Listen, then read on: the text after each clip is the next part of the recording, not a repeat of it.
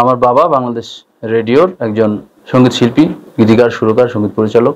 যে সময় টেলিভিশন গ্রামে ছিল না, কারো বাড়িতে ছিল না, শুধু একটা পুরো গ্রাম মিলে একটা রেডিও ছিল। তো আমরা দেখেছি ছোটবেলায় রেডিওতে আব্বার গান প্রচার হবে, একটা রেডিও বাড়ির উঠানে, প্রচুর মানুষ সারা গ্রামের।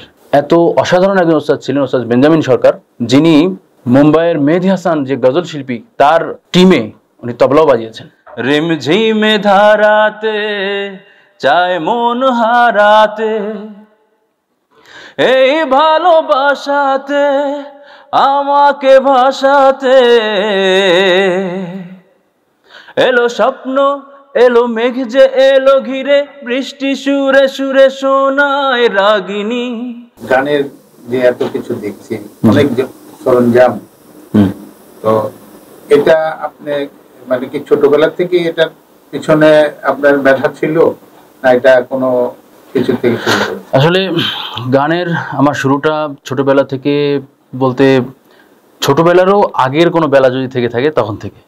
কেন? কারণ হলো আমার বাবা বাংলাদেশ রেডিওর একজন সঙ্গীত শিল্পী, গীতিকার, সুরকার, সঙ্গীত পরিচালক মোহাম্মদ আলতাফ হোসেন, যার 30-35 বছরের ক্যারিয়ারে হাজার হাজার তার নিজের সুর করা, নিজের লেখা গান রেডিওতে প্রচারিত। যে সময় টেলিভিশন গ্রামে ছিল না, কারো বাড়িতে ছিল না, শুধু একটা পুরো গ্রাম মিলে একটা রেডিও ছিল। তো আমরা দেখেছি ছোটবেলায় রেডিওতে আব্বার গান প্রচার হবে, একটা রেডিও বাড়ির উঠানে, প্রচুর মানুষ সারা গ্রামের সেই গান শোনার জন্য। তো আমার গানের শুরু তাহলে বুঝতে পারছেন যে একেবারে একদম এইভাবে আস্তে আস্তে। আর এরপর থেকে জার্নিটা কিরকম, যে আমার এই স্টুডিওরে যে এত যন্ত্রপাতি দেখতে পাচ্ছেন, এগুলোর ব্যাকগ্রাউন্ড, এগুলোর পূর্বের ঘটনা যদি বলি, সেটা হবে যে যেহেতু সঙ্গীত পরিবারে জন্ম, গান ভেতর থেকে রক্তে এবং শেখার যে পরিবেশ সেটা আমি পেয়েছি। এবং আমি বলবো যে আমি একেবারে বয়স 1 থেকে 12 বছর পর্যন্ত আমার বাবার কাছে গান, সারগাম, ক্লাসিক্যাল বিভিন্ন রাগ শিক্ষা গ্রহণ করেছি। যার পরে আমি যখন পড়াশোনার জন্য বাড়ির বাইরে বেরোনো শুরু করলাম, কোনো পার্ট অফ মাই লাইফে আমি কিন্তু গানকে আলাদা বা দূরে থাকতে দিইনি। আমি যখন বাড়ির বাইরে 12 বছরের পর যখন আমি বাড়ির বাইরে গেলাম, তখন আমার বাবাকে বললাম যে আমি এখন কিভাবে গান শিখব। তো সেই শহরে, সেটা রাজশাহী শহর, সেই শহরে আমার আব্বা তখন তারই আরেক বন্ধু বা রেডিওর আরেক সঙ্গীত পরিচালক মোহাম্মদ আবুল খালেক সানা আঙ্কেল, যার বিদ্যালয়ে আমাকে নিয়ে গেলেন এবং পরিচয় করে দিয়ে বললেন, এটা আমার রাজশাহীর ভাষায়, এটা আমার বেটা, ইন্টারমিডিয়েটের 2 বছর সে এখানে শহরে থাকবে, পড়বে, আমার কাছে যেতে পারছে না, আপনার কাছে গান শিখবে। সেই পিরিয়ডটা সেখানে আমি শিখলাম। এরপর আমি ঢাকায় অনার্সে ভর্তি হই, ইউনিভার্সিটি লাইফ ঢাকায় আমার। তখন আমি এবার তো আব্বাকে বলছি না, কারণ আব্বা ঢাকা রেডিওতে গান করেছেন দীর্ঘদিন, এবং উনি আবার একটু বয়স হওয়াতে রাজশাহী রেডিওতে আবার শিফট হয়েছেন, তো ওখানে উনি গান করছেন। তো ঢাকাতে এখন কোথায় শিখবো, আর আমি আর একটু বিস্তারিত শিখতে চাই, আরও আপার লেভেলে শিখতে চাই। তখন আমি খুঁজতে আরম্ভ করলাম যে আমি কোথায় গান শিখবো। তো আমার ঢাকাতে আমি গান শেখা শুরু করি। প্রথমে বাংলাদেশে এত দারুণ একজন ওস্তাদ ছিলেন, উনি মারা গেছেন, এত অসাধারণ একজন ওস্তাদ ছিলেন, ওস্তাদ বেঞ্জামিন সরকার, যিনি মুম্বাইয়ের মেহেদি হাসান যে গজল শিল্পী, তার টিমে উনি তবলাও বাজিয়েছেন। তার মানে কতখানি দক্ষ একজন মানুষ ছিলেন, আমি খুব মিস করি তাকে। এবং এরকম ওস্তাদ আমি আসলে পাইনি আর, বা খুব কম দেখেছি। তো এভাবে 1 by 1, পার্ট বাই পার্ট আমি যখন ধীরে ধীরে গ্র্যাজুয়ালি গান শিখতে থাকি, এবং রেডিওতে প্রোগ্রাম করতাম ছোট থেকে, বাবার সাথে ছোটদের প্রোগ্রাম রেডিওতে গান গাইতাম।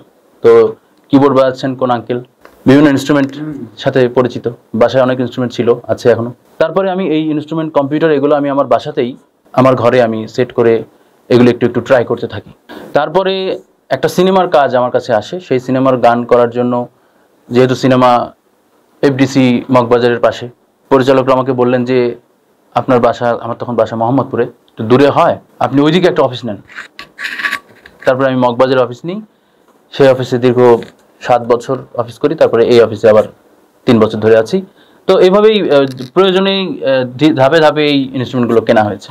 তো গানের সাথে আমার সম্পৃক্ততা আসলে খুবই ডিপ, খুবই গভীরের। তখনকার গান যে এখন আপনার আব্বারা দিয়েছেন, কিন্তু তখনকার ইনস্ট্রুমেন্ট আর এখনকার ইনস্ট্রুমেন্ট কিন্তু অনেক ডিফারেন্স, তাই না? অবশ্যই। আপনাদের বেলায় কিন্তু নিশ্চয়ই সহজ হয়েছে, কিন্তু আপনার আব্বারা যখন মানে গলা সাধনা করেছেন তখন নিশ্চয়ই আরো কঠিন ভাবে করেছেন। হ্যাঁ, এই প্রশ্নটার বিষয়টা হলো যে আসলে যুগের সাথে সময়ের সাথে অনেক টেকনোলজি আসবে, জিনিস পরিবর্তনশীল হবে, পরিবর্তন হবে। সেই রকমভাবে ইনস্ট্রুমেন্টের কিছু পরিবর্তন লক্ষ্য করা যায়। এখন যেরকম ইলেকট্রিক ইনস্ট্রুমেন্ট এবং অনেক সফটওয়্যারের ব্যবহার শুরু হয়ে গিয়েছে, যেটা ওই সময় ছিল না। ওই সময় অ্যাকোস্টিক বলি আমরা যেগুলোকে, কোনো রকম ইলেকট্রিসিটির সংস্পর্শ ছাড়াই, কানেকশন ছাড়াই যে ইনস্ট্রুমেন্টগুলো ছিল সেগুলো দিয়েই গান রেকর্ড হতো, গান তৈরি হতো, গাওয়া হতো। তো অবশ্যই এরকম একটা পরিবর্তন আমি নিজেও লক্ষ্য করেছি। আমারও শুরুর দিকে ওরকম ইনস্ট্রুমেন্টেই গান করতাম। এখন আস্তে আস্তে কম্পিউটার বেসড হয়ে গেছে, অনেক সফটওয়্যার চলে এসছে। তো এখানে একটা পরিবর্তন আমি নিজেও লক্ষ্য করেছি, এবং এটা সাধারণ যারা শ্রোতা দর্শক তারাও গান যারা শোনে তারা বুঝতে পারে যে একরকম সাউন্ডের পরিবর্তন হয়ে গিয়েছে বর্তমানে। তো এটা আসলে অন্যান্য জীবনের পৃথিবীর সবকিছুর মতোই সঙ্গীতের ভেতরেও টেকনোলজি প্রবেশ করেছে এবং সফটওয়্যার প্রবেশ করেছে। এটা আসলে সঠিক কথা। আপনার গলায় মানে ইনস্ট্রুমেন্ট ছাড়া খালি গলায় একটা গান, আপনার প্রিয় গান? অবশ্যই আমি একটা গান গাইতে পারি। আমার আসলে অনেক অনেক গান গাওয়া হয় প্রতিদিন, বিভিন্ন শিল্পীকে গান গাওয়া হয়, যেটার প্রতিটা গানই আমাকে গাইতে হয়। মানে যে কোনো শিল্পী গান গায় সেই গানটা আমাকে প্রথমে গাইতে হয়, তারপরে শিল্পী গায়। ওকে, আমি যে কোনো একটা গান গাচ্ছি। আমার একটা প্রিয় গান আছে, রিমঝিমে ধারাতে চায় মন হারাতে, রিমঝিমে ধারাতে চায় মন হারাতে, এই ভালোবাসাতে আমাকে ভাসাতে, এলো স্বপ্ন এলো মেঘ যে এলো ঘিরে, বৃষ্টি সুরে সুরে শোনায় রাগিনী, মনে স্বপ্ন এলো মেলো, একই শুরু হলো প্রেমের কাহিনী, রিমঝিমে ধারাতে চায় মন হারাতে, লা লা লা লা লা লা ও। এটা আমার খুব পছন্দের একটা গান আসলে।